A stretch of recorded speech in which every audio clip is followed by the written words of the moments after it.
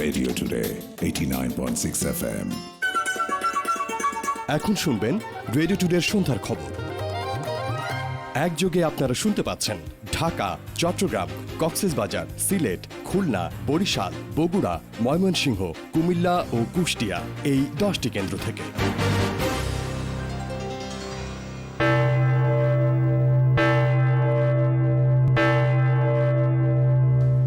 সুপ্রিয় শ্রোতা, স্টুডিওর ঘড়িতে এখন সময় সন্ধ্যে 6:45। রেডিও টুডের সন্ধ্যার খবরে আপনাদের স্বাগত জানাচ্ছি আমি নাজনীন নাহার। শুরুতেই জানিয়ে দিচ্ছি ক্রাউন সিমেন্টের সৌজন্যে এখনকার প্রধান খবরগুলো। ম্যারাডোনার মৃত্যুতে বিশ্বজুড়ে শোকের ছায়া। 3 দিনের শোক শেষে আর্জেন্টিনার প্রেসিডেন্টের বাসভবনে শেষকৃত্য। অপরাধী যে দলেরই হোক ছাড় না দেওয়ার নির্দেশ প্রধানমন্ত্রীর। সরকারি কর্মচারীদের স্বাস্থ্যবিধি মেনে চলার পরামর্শ। করোনায় দেশে আরও 37 জনের মৃত্যু, নতুন শনাক্ত 2292 জন। এবং মহামারী করোনায় বিশ্বজুড়ে একদিনে সর্বোচ্চ মৃত্যুর রেকর্ড, শনাক্ত ছাড়ালো 6 কোটি।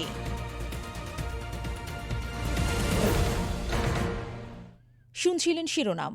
এই খবর FM 89.6 সম্প্রচারের পাশাপাশি সরাসরি প্রচারিত হচ্ছে আমাদের ওয়েবসাইট www.radiotoday.fm এবং verified Facebook page radio today FM 89.6 এবং নিউজে। এছাড়া গুগল প্লে স্টোর এবং অ্যাপল স্টোর থেকে radio today app free download করে শুনতে পারেন আমাদের সকল অনুষ্ঠান। এবারে বিস্তারিত। ফুটবল ঈশ্বর খ্যাত দিয়াগো ম্যারাডোনার মৃত্যুতে শোকের ছায়া নেমে এসেছে বিশ্বজুড়ে। দেশে দেশে ভক্তরা ফুটবলের এই জাদুকরকে নানাভাবে স্মরণ করে শ্রদ্ধা ও ভালোবাসা জানাচ্ছেন। ময়নাতদন্ত শেষে ম্যারাডোনার মরদেহ নেওয়া হয়েছে আর্জেন্টিনার রাষ্ট্রপতির বাসভবনে। সেখানে তার প্রতি শ্রদ্ধা জানাচ্ছেন হাজারো মানুষ। শ্রদ্ধা জানিয়েছেন দেশটির প্রেসিডেন্ট আলবার্টো ফার্নান্দেজ। মহানায়কের মৃত্যুতে আর্জেন্টিনায় চলছে 3 দিনের শোক। প্রেসিডেন্ট ফার্নান্দেজ জানিয়েছেন রাষ্ট্রীয়ভাবে তার সরকারি বাসভবন কাসা রোসাদায় হবে ম্যারাডোনার শেষকৃত্য অনুষ্ঠান। আমি অন্যদের কথা বলতে পারবো না। আর্জেন্টাইন ফুটবল জাদুকর মারা গেছেন। আমার কাছে মনে হচ্ছে সবকিছু যেন হারিয়ে গেছে। তিনি ছিলেন বলেই ফুটবল আমাদের এত আনন্দ দিয়েছে। বিশ্ব ফুটবলের জন্য তার চলে যাওয়া সত্যি এক বড় ক্ষতি। এই ফুটবল ভক্তের এমন মূল্যায়ন বিশ্ব ফুটবলের গোল্ডেন বয় মারাদোনাকে নিয়ে, যার হাত ধরে 86-তে বিশ্বকাপ জিতেছিল আলবিসেলেস্তারা। ফাইনাল খেলেছে এর পরের আসরেও। পুরো নাম দিয়েগো আর্মান্দো মারাদোনা। ক্রীড়া সমালোচক, সাবেক ও বর্তমান খেলোয়াড়দের অনেকেই যাকে মানেন সর্বকালের সেরা ফুটবলার হিসেবে।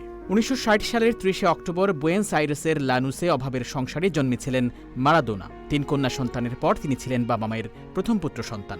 অনেকদিন ধরে শরীরটা ঠিক ভালো যাচ্ছিল না, কিন্তু এমন অসময়ে তিনি চলে যাবেন সেটি যেন মন মানতে চায় না ফুটবল ভক্তদের। প্রিয় মারাদোনার মৃত্যুতে তাই শোকস্তব্ধ তামাম ফুটবল দুনিয়া। Fidel Castro dead overnight at the age of 90.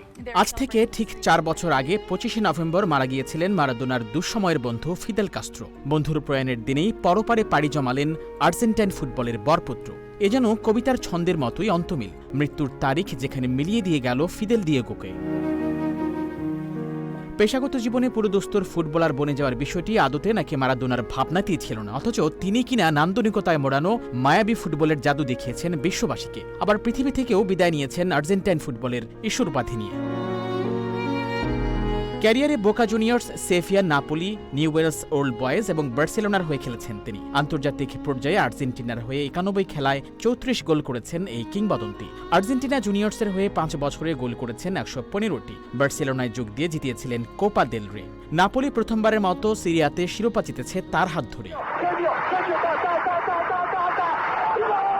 1986 সালের বিশ্বকাপ বসেছিল মেক্সিকোতে। সেই বিশ্বকাপে শতাব্দীর সবচেয়ে নন্দিত এবং নিন্দিত এই 2টি গোলই তিনি করেছেন একটি ম্যাচে। বছর 4 আগে যেহেতু ফকল্যান্ড যুদ্ধে ইংল্যান্ডের কাছে নাকানি চোবানি খেয়েছে আর্জেন্টিনা, তাই ইংল্যান্ডের বিরুদ্ধে কোয়ার্টার ফাইনালটা যেন হয়ে উঠেছিল প্রতিশোধ মঞ্চ। পিটার শিলটনের মাথার উপর দিয়ে গোল করে দলকে এগিয়ে দিলেন মারাদোনা। সবাই যখন বলল হ্যান্ডবল, মারাদোনা তখন হেসে বললেন হ্যান্ড অফ গড।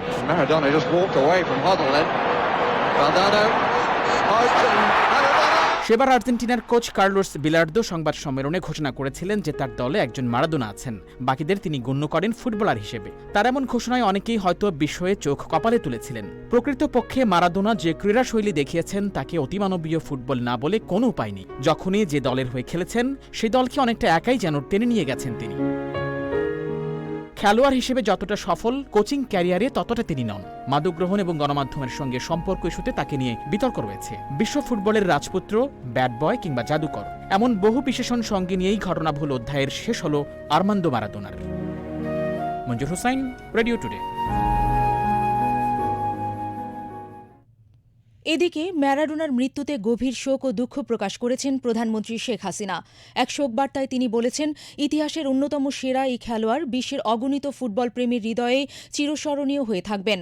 ভবিষ্যৎ ফুটবলারদের জন্য অনুপ্রেরণা হিসেবে কাজ করবে তার ক্রীড়া নৈপুণ্য। প্রধানমন্ত্রী এই ফুটবল মহানায়কের আত্মার শান্তি কামনা করেন, তার শোকসন্তপ্ত পরিবারের সদস্যদের প্রতি গভীর সমবেদনা জানান। বর্ণাঢ্য এক জীবন পাড়ি দিয়ে লোকান্তরিত দিয়াগো ম্যারাডোনা জাদুকরী ফুটবল নৈপুণ্যে মোহাবিষ্ট করেছেন ফুটবল বিশ্বকে। ৬০ বছরের মহাকাব্যিক জীবন শেষে কাঁদিয়ে গেলেন বিশ্বজোড়া কোটি কোটি ভক্তকে। Football legend Diego Maradona has died. 1986 সালে বিশ্বকাপ জয় আর্জেন্টিনাকে ফুটবল বিশ্বে জনপ্রিয়তার শীর্ষে নিয়ে যায়। এর আগে 78 সালে অবশ্য প্রথম বিশ্বকাপ জেতে আর্জেন্টিনা, কিন্তু সেই জয় ফুটবল প্রেমীদের মনে তেমন ছাপ ফেলতে পারেনি। মূলত 86 বিশ্বকাপে ম্যারাডোনার জাদুকরী খেলা দেখার পর বিশ্বব্যাপী আর্জেন্টিনা আর ম্যারাডোনার ভক্ত সমর্থক বাড়তে থাকে হু হু করে। ম্যারাডোনা শুধু আর্জেন্টাইন বা বিশ্বকাপ জয়ী ফুটবলার হিসেবে পরিচিত ছিলেন না, তিনি ছিলেন ফুটবলের জাদুকর। তাই তো 86 সালে ইংল্যান্ডের বিরুদ্ধে ম্যারাডোনার করা গোলটি হাত দিয়ে করা হয়েছে বলে নানা আলোচনার মধ্যে স্বয়ং ম্যারাডোনাই বলেছিলেন সেটি ছিল ঈশ্বরের হাত।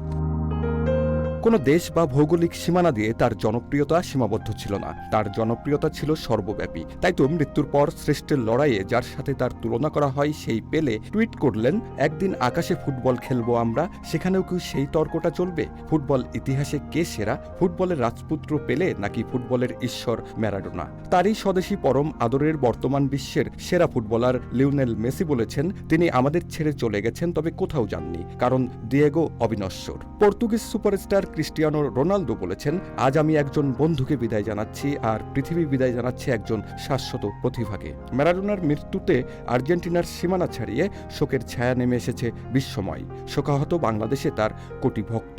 ম্যারাডোনা যে খেলতো, মানে এরকম খেলা অন্য কোনো প্লেয়ার খেলতে পারতো না। আসলেই তো স্বভাবতই মন খারাপ থাকার কথা, কারণ যেহেতু একটা ফেভারিট প্লেয়ার পৃথিবী থেকে চলে গেছে। মানে তার গেঞ্জি ছিল, আজকে অনেক খোঁজাখুঁজি করে গেঞ্জিটা পাইনি। আর্জেন্টিনার সাপোর্টার করি, আর্জেন্টিনা যাচ্ছি কিংবা আর্জেন্টিনার পতাকা আমি সবসময় দূরে বাজারে কিংবা দূরে কোনো বাড়িতে, হয়তো গ্রামে এক পাড়ার মধ্যে একটা টিভি ছিল, তখন যাই ভিড় জমাতে হবে। দিয়েগো আর্মান্দো ম্যারাডোনার মৃত্যুতে বাংলাদেশের ফুটবল অঙ্গনেও নেমে এসেছে শোকের ছায়া। ম্যারাডোনাকে সর্বকালের সেরা ফুটবলার উল্লেখ করে বিবৃতি দিয়েছেন বাংলাদেশ ফুটবল ফেডারেশনের সভাপতি কাজী সালাউদ্দিন। শুধু ফুটবল অঙ্গন নয়, ক্রিকেটে বিশ্বসেরা অলরাউন্ডার সাকিব আল হাসান, সাবেক টাইগার অধিনায়ক মাশরাফি বিন মুর্তজা সহ আরও অনেক ক্রিকেটার জানিয়েছেন শোক। শুনছিলেন মোশকায়েত মাশরেকের প্রতিবেদন। দেশের মানুষ যাতে ন্যায় বিচার পায় সেদিকে লক্ষ্য রেখে কাজ করতে সরকারি কর্মকর্তাদের প্রতি আহ্বান জানিয়েছেন প্রধানমন্ত্রী শেখ হাসিনা। অপরাধী যে দলেরই হোক, কাউকে ছাড় না দেওয়ারও নির্দেশ দিয়েছেন তিনি। সকালে রাজধানীর শাহবাগে বিসিএস প্রশাসন একাডেমিতে আয়োজিত এক অনুষ্ঠানে ভার্চুয়ালি যোগ দিয়ে প্রধানমন্ত্রী একথা বলেন। এ সময় সরকারি কর্মচারীদের স্বাস্থ্যবিধি মেনে চলার পাশাপাশি অন্যদের স্বাস্থ্য সুরক্ষা নিশ্চিতের নির্দেশ দেন সরকার প্রধান। বিসিএস প্রশাসন একাডেমিতে আয়োজিত ওই সনদ বিতরণ অনুষ্ঠানে গণভবন থেকে ভিডিওতে যুক্ত হন প্রধানমন্ত্রী শেখ হাসিনা। অনুষ্ঠানের শুরুতেই ১১৬, ১১৭ এবং ১১৮তম আইন ও প্রশাসন প্রশিক্ষণ কোর্সে অংশ নেয়া ১১৬ জন প্রশিক্ষণার্থীকে সনদ প্রদান করা হয়। পরে নবীন কর্মকর্তাদের উদ্দেশ্যে দেয়া বক্তব্যে প্রধানমন্ত্রী বলেন, আওয়ামী লীগ সরকার ক্ষমতায় আসার পর দেশের আর্থসামাজিক উন্নয়নে ব্যাপক কাজ হয়েছে বলেই বাংলাদেশ আজ উন্নয়নের রোল মডেল। যদিও আমাদের লক্ষ্য ছিল যে আমাদের প্রবৃদ্ধি আমরা ৮ ভাগের উপরে তুলব, ৮ ভাগের উপরে আমরা অর্জন করেছিলাম, কিন্তু করোনা ভাইরাসের কারণে সেটা আমরা ধরে রাখতে পারিনি। না পারলেও বিশ্বে অনেক ধনী দেশ, উন্নত দেশ, যেখানে তারা প্রবৃদ্ধির অর্জনের ক্ষেত্রে আসলে মাইনাসে চলে গেছে, আমরা সেখানে ৫.৪ ভাগ অর্জন করতে সক্ষম হয়েছি। এ সময় প্রধানমন্ত্রী প্রশিক্ষণ শেষ করা নবীন কর্মকর্তাদের অর্জিত জ্ঞান দেশের কাজে লাগানোর তাগিদ দেন। বলেন, মানুষের ভাগ্যের যাতে পরিবর্তন হয় সেভাবেই কাজ করতে হবে। যারা ভাগ্যহারা মানুষ, যারা গরিব দুঃখী মানুষ, যাদের জন্য জাতিপিতা সারা জীবন তার জীবনটাকে উৎসর্গ করেছেন, তাদের কথা আপনাদের চিন্তা করতে হবে এবং তাদের ভাগ্য পরিবর্তনেই আপনাদের কাজ করতে হবে। দিক নির্দেশনা দেন অপরাধীর সঙ্গে আচরণ কেমন হবে সে বিষয়েও। যে আপনাদের যে মেধা, আপনাদের জ্ঞান, আপনাদের বুদ্ধি, মনন, সেগুলি আপনারা কাজে লাগাবেন দেশ ও জাতির সেবায়। এদেশের মানুষ যেন নিরাপদ থাকতে পারে, উন্নত জীবন পেতে পারে, আর বিশ্ব দরবারে আমরা যেন মাথা উঁচু করে চলতে পারি সম্মানের সাথে। করোনার এই পরিস্থিতিতে সবাই যেন স্বাস্থ্যবিধি মেনে চলে তা নিশ্চিত করতে সরকারি কর্মকর্তাদের নির্দেশ দেন প্রধানমন্ত্রী শেখ হাসিনা। Sanjida Juthi, radio today. এদিকে করোনায় জনসচেতনতা ও মাস্কের ব্যবহার নিশ্চিতে রাজধানীর বিভিন্ন স্থানে যৌথ অভিযান চালিয়েছে র্যাপিড অ্যাকশন ব্যাটালিয়ন র্যাব ও প্রশাসনের কর্মকর্তারা। সকাল থেকে শাহবাগ ফার্মগেট, জিগাতলা ও মিরপুর এলাকায় অভিযান চালায় র্যাবের ভ্রাম্যমাণ আদালত। এসব স্থানে পথচারী ও গণপরিবহনের যাত্রীদের মাস্ক ব্যবহারে উৎসাহিত করা হয়, বিতরণ করা হয় মাস্কও। একই সাথে কাউকে কাউকে জরিমানাও করেন ভ্রাম্যমাণ আদালত। করোনায় দেশে আরও ৩৭ জনের মৃত্যু হয়েছে। এছাড়া নতুন করে ২,২৯২ জনের দেহে করোনার সংক্রমণ শনাক্ত হয়েছে। এতে দেশে মোট মৃতের সংখ্যা বেড়ে দাঁড়াল ৬,৫২৪ জন এবং সংক্রমিত ব্যক্তি শনাক্তের সংখ্যা ছাড়িয়েছে ৪,৫৬,০০০। বিকেলে স্বাস্থ্য অধিদপ্তরের নিয়মিত সংবাদ বিজ্ঞপ্তিতে এই তথ্য জানানো হয়েছে। করোনা প্রাদুর্ভাবের ২৬৩তম দিনে ১৭,০০০ মানুষের নমুনা পরীক্ষা করেছে স্বাস্থ্য অধিদপ্তর। এতে আরও ২,২৯২ জনের দেহে ভাইরাসটির সংক্রমণ পাওয়া গেছে। স্বাস্থ্য অধিদপ্তর জানিয়েছে, গেল একদিনে পরীক্ষার বিপরীতে শনাক্তের হার ১৩.৪৪%। এ নিয়ে দেশে মোট ২৭ লাখের বেশি নমুনা পরীক্ষা হয়েছে, আর এ পর্যন্ত মোট রোগী শনাক্ত হয়েছে ৪,৫৬,০০০-এর বেশি। স্বাস্থ্য অধিদপ্তরের পাঠানো সংবাদ বিজ্ঞপ্তিতে বলা হয়েছে, একদিনে আরও ৩৭ জন মারা গেছেন, যাদের ২৫ জন পুরুষ আর 12 জন নারী। সবাই হাসপাতালেই মারা গেছেন। আর এ নিয়ে মৃতের সংখ্যা বেড়ে হয়েছে ৬,৫২৪ জন। শনাক্ত বিবেচনায় মৃত্যুর হার ১.৪৩%। বয়স বিশ্লেষণে দেখা গেছে, নতুন করে করোনায় মৃত ৩৭ জনের মধ্যে ১১ থেকে ২০ বছর বয়সী ১ জন, ৩০ 1 জন, ৪০ 2 জন, ৫০ 8 জন এবং ৬০ 25 জন রয়েছেন।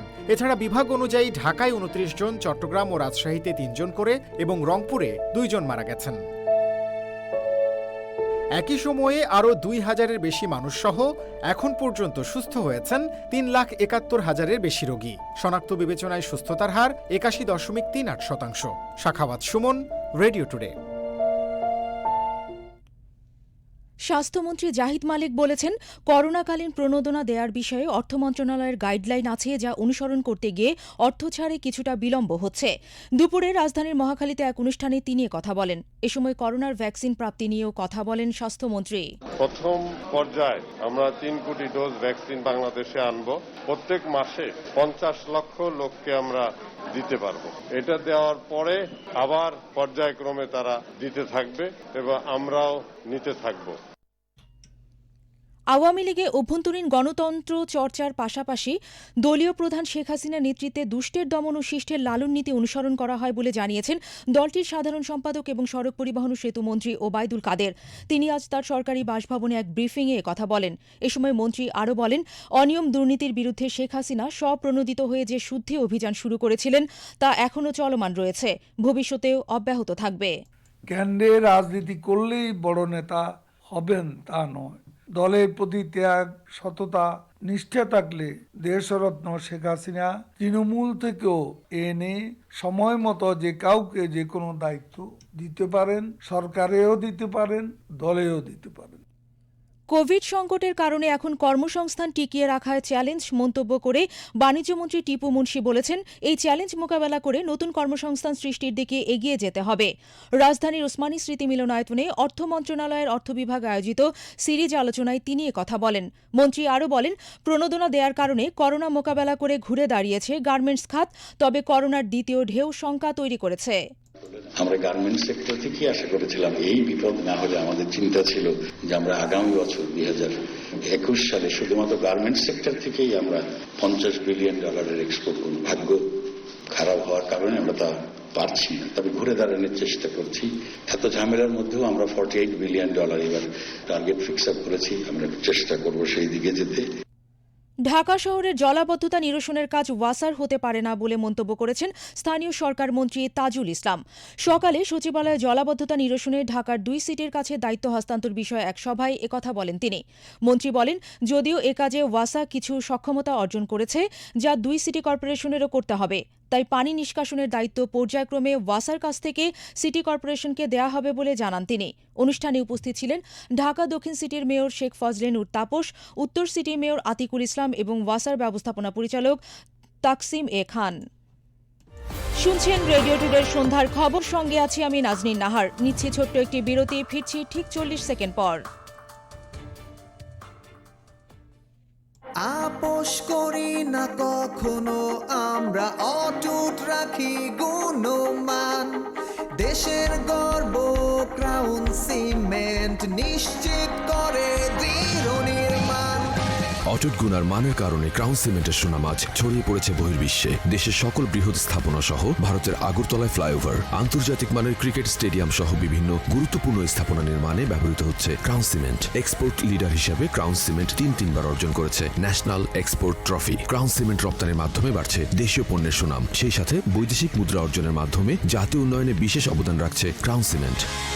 Crown cement, quality changes the nation. বিরতির পর আমাদের সাথে আরও যারা যোগ দিয়েছেন তাদের স্বাগত জানাচ্ছি আমি নাজনীন নাহার। FM 89.6 আপনারা শুনছেন রেডিও টুডের সন্ধ্যার খবর। একযোগে প্রচারিত হচ্ছে ঢাকা, চট্টগ্রাম, কক্সবাজার সহ দেশের বৃহত্তম শহরগুলোতে। রাজধানীর ধানমন্ডি ও পার্শ্ববর্তী সাভারে গতরাতে অভিযান চালিয়ে নিষিদ্ধ ঘোষিত জঙ্গি সংগঠন আনসার আল ইসলামের 3 সদস্যকে গ্রেপ্তার করেছে র্যাব। তারা হলেন নিহাদ মিনা, তুষার আলম ও আব্দুস সালাম। অভিযান পরিচালনাকারী র্যাব 4-এর জ্যেষ্ঠ সহকারী পুলিশ সুপার মোহাম্মদ সাজিদুল ইসলাম গণমাধ্যমকে বলেন, গোপন তথ্যের ভিত্তিতে রাত 9:30টার দিকে ধানমন্ডি 15 থেকে নাহিদ মিনাকে গ্রেপ্তার করা হয়। র্যাব কর্মকর্তা জানান, ফেসবুক এবং ইন্টারনেটে এরা সদস্য সংগ্রহের চেষ্টা করছিলেন।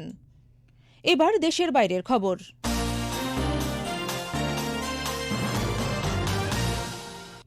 মহামারী করোনায় বিশ্বজুড়ে একদিনের রেকর্ড সর্বোচ্চ 12,000-এর বেশি মানুষের মৃত্যু হয়েছে। এর মধ্য দিয়ে করোনায় মৃতের সংখ্যা 14,29,000 ছাড়িয়ে গেছে। আর করোনা ভাইরাসে আক্রান্তের সংখ্যা এখন 6,08,00,000-এরও বেশি।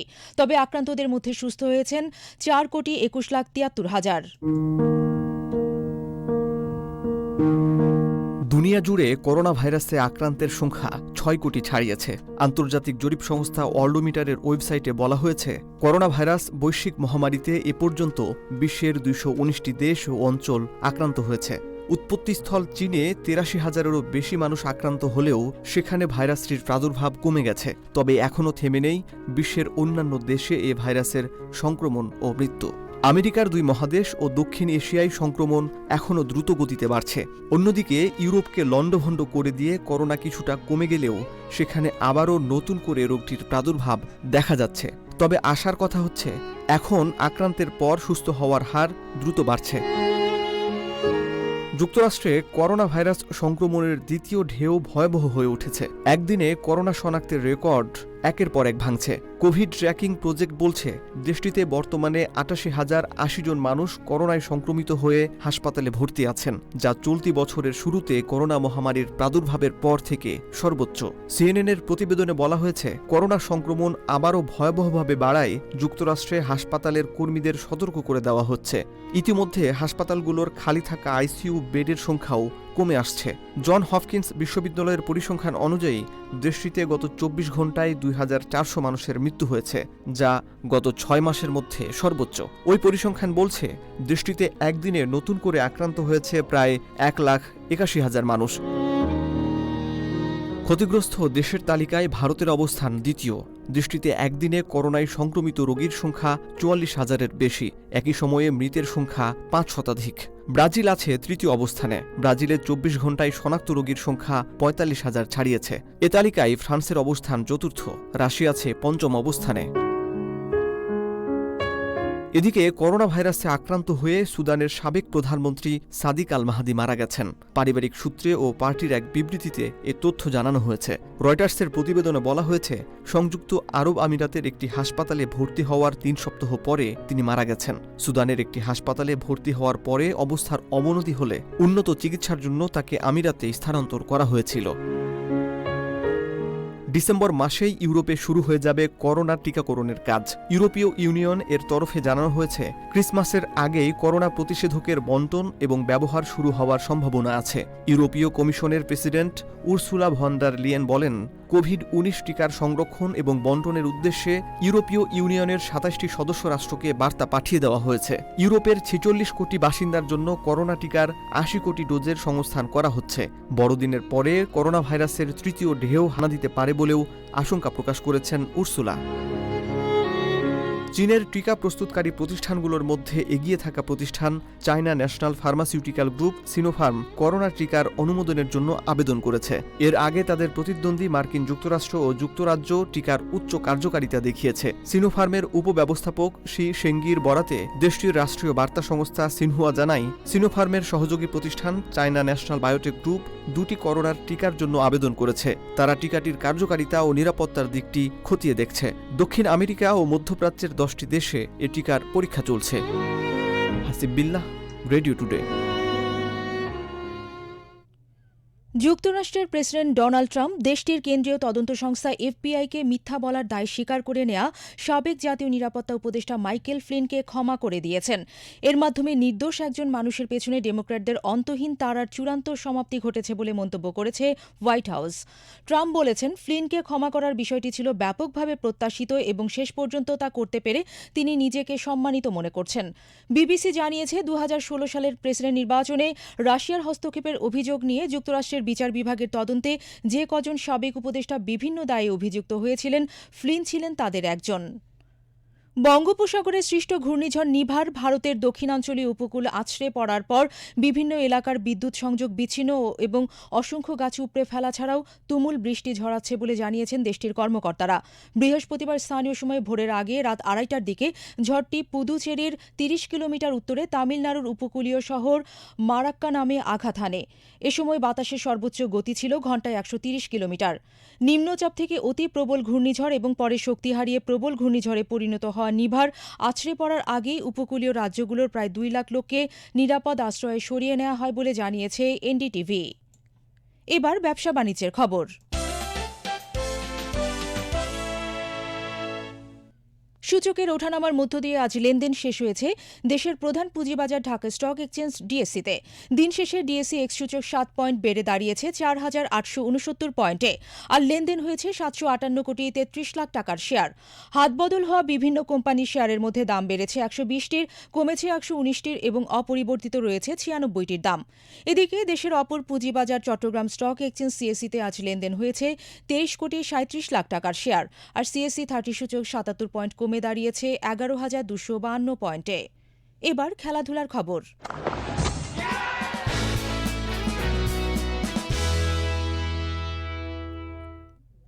ক্রিকেট। মিরপুরে বঙ্গবন্ধু টি-20 কাপ টুর্নামেন্টের দিনের দ্বিতীয় ম্যাচে গাজী গ্রুপ চট্টগ্রামের বিপক্ষে টসে হেরে এখন ব্যাট করছে বেক্সিমকো ঢাকা। সন্ধ্যা 6:30টায় শুরু হয় খেলাটি। শেষ খবর পাওয়া পর্যন্ত ঢাকার সংগ্রহ ৩ উইকেটে ৫৯ রান। এর আগে একই ভেন্যুতে দিনের প্রথম ম্যাচে জেমকন খুলনাকে ৬ উইকেটে হারিয়েছে মিনিস্টার গ্রুপ রাজশাহী। টস জিতে আগে ব্যাট করে নির্ধারিত ওভারে ৬ উইকেটে ১৪৬ রান সংগ্রহ করে খুলনা। দলের পক্ষে সর্বোচ্চ ৪১ রান করে অপরাজিত থাকেন আরিফুল হক। তবে সুবিধা করতে পারেননি বিশ্বসেরা অলরাউন্ডার সাকিব আল হাসান। ওয়ান ডাউনে নেমে ৯ বলে মাত্র ১২ রান তুলে সাজঘরে ফেরেন তিনি। পরে ১৪৭ রানের অনেকটা সহজ লক্ষ্যে ব্যাট করতে নেমে ১৬ বল হাতে রেখেই জয় তুলে নেয় রাজশাহী। দলের পক্ষে ওপেনিংয়ে নেমে ৩৪ বলে ৫৫ রান করে আউট হন অধিনায়ক নাজমুল হোসেন শান্ত, আর ২৫ রানে অপরাজিত থেকে দলকে জিতিয়ে মাঠ ছাড়েন মোহাম্মদ আশরাফুল। ফুটবল। বিশ্বকাপ ও এশিয়ান কাপ বাছাইয়ের আগে প্রথম প্রস্তুতি ম্যাচে কাতার আর্মির কাছে ৩-২ গোলে হেরেছে বাংলাদেশ জাতীয় ফুটবল দল। দোহার আল আজিজিয়া বুটিক মাঠে বুধবার শুরুটা ভালোই করেছিল জামাল ভুঁইয়ারা। খেলার ৮ম মিনিটে প্রতিপক্ষের ভুল পাস থেকে বল নিয়ন্ত্রণে নিয়ে গোল করে দলকে এগিয়ে দেন মোহাম্মদ ইব্রাহিম। অবশ্য ২৯ মিনিটে তপু বর্মনের ভুল পাসে বল পেয়ে কাতার আর্মিকে সমতায় ফেরান ইউসুফ আলী। পরে দ্বিতীয়ার্ধের শুরুতে ৫ মিনিটের মধ্যে আরও ২ গোল করে ম্যাচের নিয়ন্ত্রণ নেয় আর্মি ফুটবল দল। ৮৫ মিনিটে এমএস বাবলু ব্যবধান কমালেও হার এড়াতে পারেনি বাংলাদেশ। করোনা ভাইরাসে আক্রান্ত হয়েছেন সাবেক তারকা ফুটবলার এবং বাংলাদেশ ফুটবল ফেডারেশনের সভাপতি কাজী সালাউদ্দিন। আজ এক বিবৃতিতে বাফুফে সালাউদ্দিনের করোনা আক্রান্ত হওয়ার খবর জানিয়েছে। মৃদু উপসর্গ থাকা সালাউদ্দিন আপাতত স্বেচ্ছা আইসোলেশনে আছেন এবং আগামী কয়েকদিন তিনি বিশ্রামে থাকবেন বলে জানিয়েছে বাফুফে। সবশেষ ওয়েদার আপডেট। আবহাওয়ার সবশেষ তথ্যানুযায়ী এই মুহূর্তে ঢাকা ও এর আশেপাশের এলাকার তাপমাত্রা 24 ডিগ্রি সেলসিয়াস। এরপর ঘন্টায় 1 ডিগ্রি করে কমে রাত 9টায় তাপমাত্রা হতে পারে 22 ডিগ্রি সেলসিয়াস, যা বজায় থাকতে পারে রাত 11টা পর্যন্ত। আবহাওয়া অফিসের বুলেটিনের তথ্যমতে এই মুহূর্তে ঢাকার আকাশ পরিষ্কার আর হালকা বাতাস বইছে উত্তর উত্তর পশ্চিম দিক থেকে, যার গতিবেগ ঘন্টায় সর্বোচ্চ 6 কিলোমিটার। বাতাসের আর্দ্রতা 58%। ঢাকায় এখন বায়ুমানের সূচক অর্থাৎ AQI 161, যা অস্বাস্থ্যকর। আগামীকাল ঢাকায় সূর্যোদয় হবে ভোর 6:21। সুপ্রিয় শ্রোতা, আমরা সন্ধ্যার খবরের শেষ পর্যায়ে এসে গেছি। বিদায় নেওয়ার আগে আরেকবার জানিয়ে দিচ্ছি ক্রাউন সিমেন্টের সৌজন্যে এখনকার প্রধান খবরগুলো। ম্যারাডোনার মৃত্যুতে বিশ্বজুড়ে শোকের ছায়া। 3 দিনের শোক শেষে আর্জেন্টিনার প্রেসিডেন্টের বাসভবনে শেষকৃত্য। অপরাধী যে দলেরই হোক ছাড় না দেওয়ার নির্দেশ প্রধানমন্ত্রীর। সরকারি কর্মচারীদের স্বাস্থ্যবিধি মেনে চলার পরামর্শ। করোনায় দেশে আরও 37 জনের মৃত্যু, নতুন শনাক্ত 2292 জন। এবং মহামারী করোনায় বিশ্বজুড়ে একদিনে সর্বোচ্চ মৃত্যুর রেকর্ড, শনাক্ত ছাড়ালো 6 কোটি।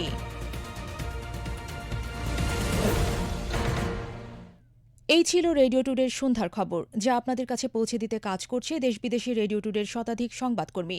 এরপর রাত 10টায় শুনবেন রেডিও টুডে ও ভয়েস অফ আমেরিকার যৌথ প্রযোজনায় আমাদের ইংলিশ নিউজ বুলেটিন, এবং 11:15টায় মধ্যরাতের খবর। যে যেখানে আছেন ভালো থাকুন, নিরাপদে থাকুন, করোনা সংক্রমণ মুক্ত থাকুন, সামাজিক দূরত্ব বজায় রাখুন এবং থাকুন রেডিও টুডের সাথেই। এই প্রত্যাশায় বিদায় নিচ্ছি আমি নাজনীন নাহার।